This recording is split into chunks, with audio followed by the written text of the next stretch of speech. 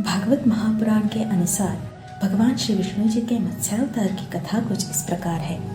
सृष्टिकर्ता ब्रह्मा जी ने वेदों की रचना की। एक बार ब्रह्मदेव निद्रामग्न हो गए। उसी समय उनके मुख से वेद निकल पड़े और उनके पास ही रहने वाले हयग्रीव नामक दैत्य ने उन्हें योग बल से चुरा लिया। सर्वशक्तिमान भगवान श्री हरि ने दानवराज श्री हयग्रीव की हर चेष्टा जान ली, इसीलिए उन्होंने मत्स्यावतार धारण किया। उसी समय सत्यव्रत नाम के एक बड़े उदार एवं भगवत परायण राजर्षि केवल जल पीकर तपस्या कर रहे थे।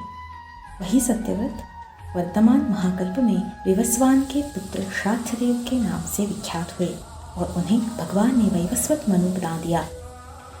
एक दिन वे राजर्षि कृतमाला नदी में जल से तर्पण कर रहे थे।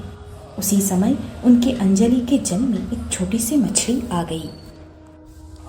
राजा सत्यव्रत ने अपने अंजलि में आई हुई मछली को जल के साथ ही फिर से नदी में डाल दिया। उस मछली ने बड़ी करुणा के साथ परम दयालु राजा सत्यव्रत से कहा, राजन, आप बड़े दीन दयालु हैं। आप जानते ही है कि जल में रहने वाले जंतु अपनी जाति वालों को भी खा डालते हैं। मैं उनके भय से अत्यंत व्याकुल हो रही हूँ।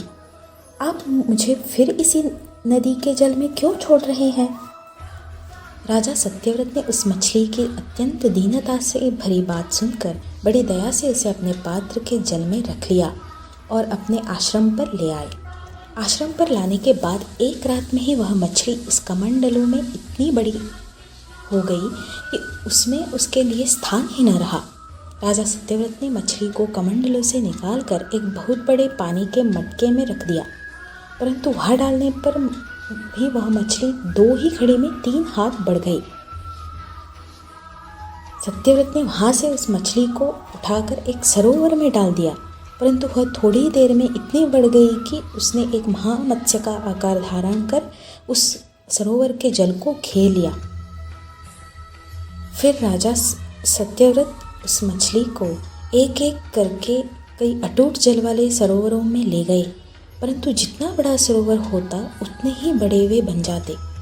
अंत में उन्होंने उस लीला मत्स्य को समुद्र में छोड़ दिया।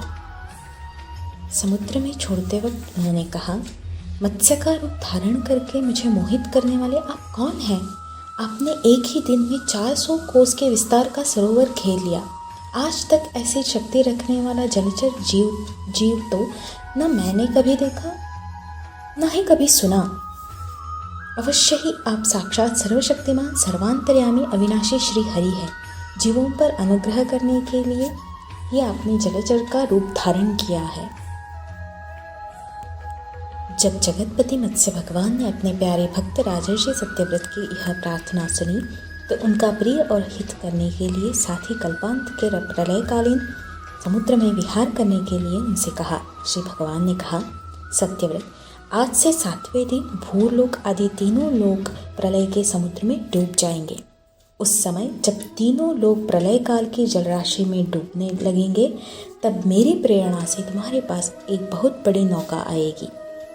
उस समय तुम समस्त प्राणियों के सूक्ष्म शरीरों को लेकर सप्तर्षियों के साथ उस नौका पर चढ़ जाना और समस्त धान्य तथा छोटे बड़े अन्य प्रकार के बीजों को साथ रख लेना। उस समय सब और एकमात्र महासागर लहराता होगा, प्रकाश नहीं होगा।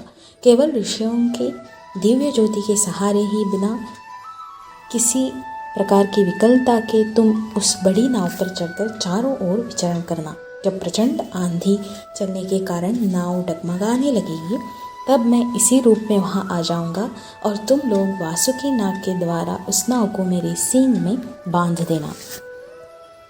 भगवान राजा सत्यव्रत को यह आदेश देकर अंतर्धान हो गए। फिर ठीक 7वें दिन भगवान का बताया हुआ वह समय आ पहुँचा। राजा ने देखा कि समुद्र अपनी मर्यादा छोड़कर बढ़ रहा है। प्रलय काल के भयंकर मेघवर्षा करने लगे। देखते ही देखते सारी पृथ्वी डूबने लगी। तब राजा ने भगवान की आज्ञा का स्मरण किया और देखा कि नाव भी आ गई है। तब वे धान्य तथा अन्य बीजों को लेकर सप्तर्षियों के साथ उस पर सवार हो गए। राजा ने भगवान का ध्यान किया। उसी समय उस महान समुद्र में मत्स्य के रूप में भगवान प्रकट हुए। मत्स्य भगवान का शरीर सोने के समान देदीप्यमान था और शरीर का विस्तार था 4 लाख कोस। उनके शरीर में एक बड़ा भारी सींग भी था। भगवान ने पहले जैसी आज्ञा दी थी उसके अनुसार वह नौका वासुकी नाग के द्वारा भगवान के सींग में बांध दी गई और राजा सत्यव्रत ने प्रसन्न होकर भगवान की स्तुति की। जब राजा सत्यव्रत ने इस प्रकार प्रार्थना की तब मत्स्य रूपधारी पुरुषोत्तम भगवान ने प्रलय के समुद्र में विहार करते हुए उन्हें आत्म तत्व का उपदेश किया।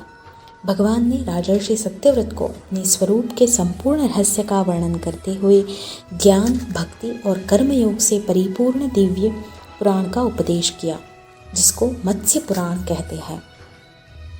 इसके बाद जब पिछले प्रलय का अंत हो गया और ब्रह्मा जी की नींद टूटी, तब भगवान ने हयग्रीव असुर को मारकर उससे वेद छीन लिए और ब्रह्मा जी को दे दिए।